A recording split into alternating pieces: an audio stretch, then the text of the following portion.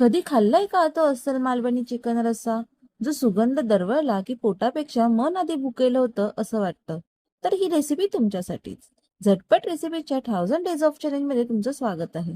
तर आज बनवला होता मालवणी चिकनचा रस्सा.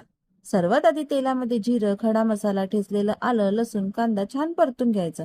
नंतर त्यात मालवणी मसाला टाकून त्यात टाकायचं चिकन. नंतर त्यात टाकायचा चिकन मसाला. सर्व परतून झाल्यावर त्यात ओतायचं पाणी. छान उकळी आल्यावर त्यात टाकायचे वाटप. आता हे वाटप आहे कांदा, खोबरे, सुके खोबरे, आलं आणि लसूण. हे सर्व भाजून घ्यायचं. नंतर पाणी न टाकता मिक्सरमध्ये बारीक वाटून घ्यायचं. झालं आपलं वाटण. हे वाटप म्हणजे मालवणी लोकांची जानच. कारण हे वाटप 15 दिवस सुद्धा टिकू शकतं. याची रेसिपी मी लवकरच शेअर करेन. तर वाटप टाकून झाल्यावर छान उकळी आली की त्यावर टाकायची कोथिंबीर आणि झाली आपली मालवणी चिकन रस्सा तयार. जर वाटप वाटलेलं असेल तर ही रेसिपी लवकरच होते.